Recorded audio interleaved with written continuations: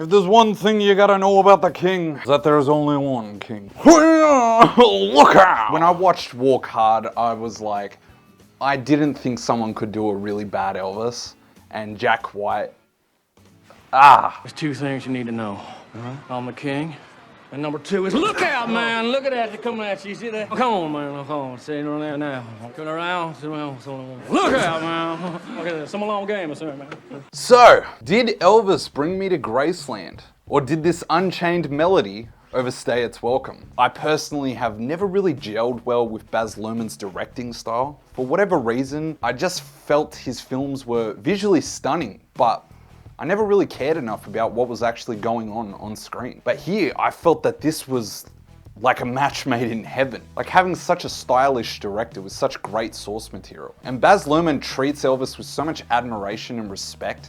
The passion and love that went into this film is so apparent. So Baz Luhrmann's Elvis explores the life and music of Elvis Presley, played by Austin Butler, seen through the eyes of his enigmatic and manipulative manager, Colonel Tom Parker, played by Tom Hanks. The story explores the complex dynamic between Presley and Parker, spanning over 20 years of his career, from Presley's rise to fame as a controversial rocker to mega superstardom, while also bringing up key historical moments that impacted Elvis's music, such as the death of Martin Luther King. The film explores greed and decision-making that led to Elvis's sudden and tragic death. I loved Baz Luhrmann's editing style in this film. He manages to take even the simplest things and make it look lavish and extravagant. Even simple montages feel like they're bursting out of the screen. I love the scene transitions and how dynamic the camera movement is. Sometimes you feel like the film is almost mirroring Elvis's hip gyration. It all helps create this feeling that you're watching something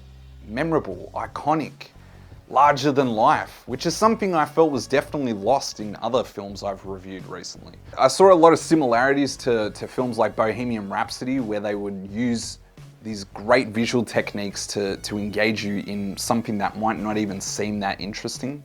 But here it's used to great efforts, and it really helps you stay engaged for what is actually a very long film. But you wouldn't think it, because the editing style manages to keep you just on your toes. Everything feels fast-paced, almost like Elvis's rise to fame. Having said that, Elvis rarely gets lost in this fast-paced editing, and I felt that when necessary, things would come to a halt, and Baz Luhrmann really let the emotional beats of the film breathe, allowing us to witness some amazing character work from Austin Butler and Tom Hanks. Near the end of this film, these guys share some tragic and heartfelt scenes together that overwhelmed me emotionally. I felt like the film created this feeling where it kept Colonel Parker and Elvis apart and then brought them together sparingly. You start to feel the vibes that Elvis would feel of this guy being from a distance, scheming and planning and altering, sabotaging his career. It all enhances the story. It's pretty funny to see that since Elvis's time, not much has changed in music when it comes to using sex to sell. Like now music is even raunchier and ridiculously over the top,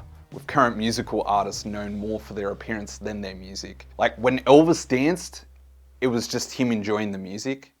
But nowadays, promiscuity is more of a marketing ploy. Baz Luhrmann uses lots of great film techniques to accentuate the raunchiness of Elvis's dancing. He'll really hold in on Elvis's crotch for long periods of time, to the point where even I was watching this, thinking to myself, wow, this is full on. I understand why this was controversial. Which is weird, because nowadays nothing is controversial in the world of music. Even though those scenes made me laugh a lot, I did feel it captured the controversy that, to us looking back, seems ridiculously tame compared to crap like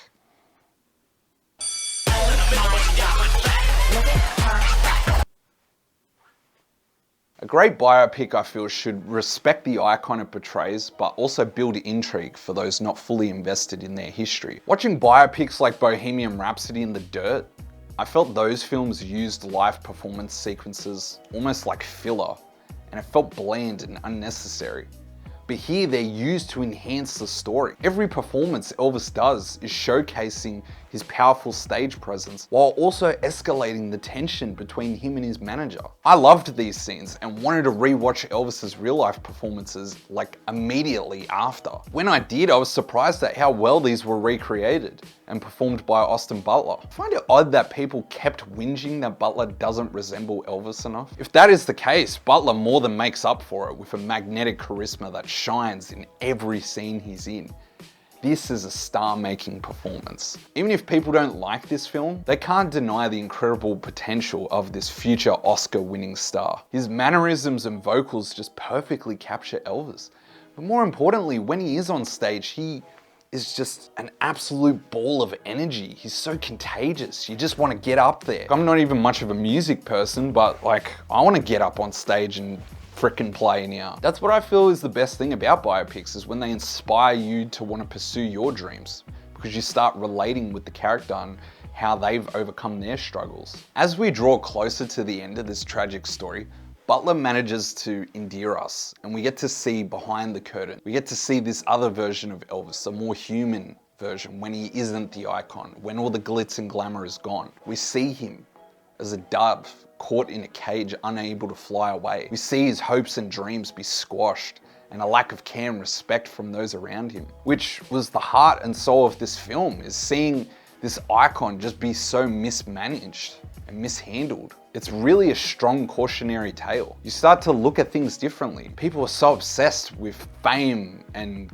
attention and validation with social media. All these things have been exasperated and amplified. A film like this goes, well, this is the cautionary tale. This is the superficial image of success, but then also the failure of that. What comes with success? What's all the things that people don't see or realize about what it takes to stay at the top? That's the stuff that I felt was the emotional core of this film. This film dived deep into Elvis's musical influences and acknowledged them respectfully. However, I did feel that I did want to see more of Elvis's life, like his relationship to Priscilla and the impact of his mother's death. Elvis fans have told me that those things were key to his career. So it would have been nice to see that, but it's not a huge deal breaker because I understand the central focus of this film was Elvis's career. I feel it doesn't dwell on the usual crap that we've seen in other biopics. Like, we get it, the womanizing, the heavy drug usage. I get it, that plagued him later into Elvis's career, and it makes sense, but we don't need to see too much of it. And I felt this film did a great job of showing, but not telling. And if it did show things about, you know, the heavy drug usage, it did it in a more creative way. It did it in ways that we haven't seen before. I feel other biopics like The Dirt and Bohemian Rhapsody would at times get swept up with showing the mindless drug-induced mayhem to the point where you would actually get bored. But here, it's used to just simply build to an explosive finale. It's not the biggest symptom of Elvis's downfall, but more so another contributing factor. Tom Hanks does the unthinkable in this movie. He makes me hate him. You know, playing this shifty con man, Colonel Parker, he manipulates this broken dreamer and just never lets go of his grasp. I enjoyed seeing Tom play against type and being such a despicable villain. Having him as the entry point to the story, as the voiceover narration, even made it more intriguing because we weren't sure how this would work, having his point of view dictate the story. And it doesn't happen the way you would expect, but it's a great way to shatter your expectations of what you think is gonna happen. It all just gives the film this feeling of unpredictability. At times I did find Tom Hanks's accent distracting. It was veering off into like James Bond villain territory. I don't think the accent was quite right, but I don't think it detracts from the movie. I felt pretty good about him as the villain of the film. Like, he's annoying. You want him off screen, but I don't think it was due to Hanks's performance, but I think it was more a case of, I really hate this character and this slimy, sleazy kind of vibes that he gives off, you know? Of course you don't like him because you know what his leadership and management is gonna lead to for Elvis. And the fact that Hanks made me feel so much anger towards his character, I think that's a testament to Hanks because in all honesty, Tom Hanks is like one of my top 3 favorite actors. So it was hard for me to watch this because it's like the first time you see Jim Carrey as a villain. or a bad guy. Like, oh, my heart is being crushed. There's many scenes from this film that I am going to revisit and rewatch because they were so well done, especially towards the end of the film. Elvis took creative liberties, I'm sure, like many other biopics, but honestly, after talking to a few Elvis fans, I noticed that they were happy with these changes.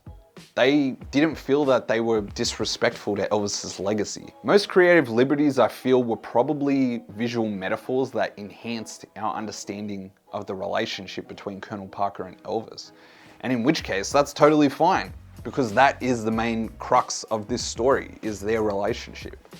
I'd rather a biopic focus on one thing than try and cover a million things really badly. So final rating, I'm giving Elvis a 4.5 out of 5. If you're not a fan of Baz Luhrmann's visual and editing style, you may not think differently here, but there's no denying that Baz presents Elvis as a larger than life icon.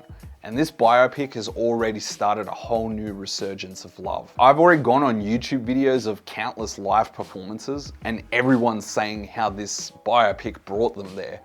And they kept saying, you know, I'm really young, I didn't understand all this stuff, but now I do. So that's awesome. That's great. We get to celebrate this icon now. And people across all generations can now look at this and admire and kind of celebrate the legacy of Elvis. That's what you want from a biopic. Also, I'm really excited to see what Austin Butler does next after bringing the King back to life. I brought my mum, huge fan of Elvis, and honestly, I thought she was gonna hate this movie. I thought she wasn't gonna like the performance. I thought she wasn't gonna like it because she's such a hardcore Elvis fan.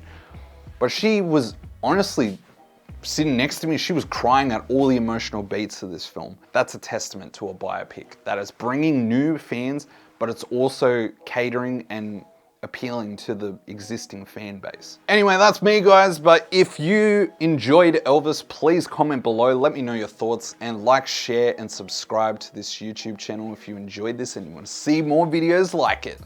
For now, that's me. Thank you very much. Thank you for watching. Now please like and share and subscribe. Or don't, and in which case, go f yourself. Because I'm gonna make it work, damn it. I don't care if you don't believe in the King. All I care about is that you believe in yourself. What the f was he talking about?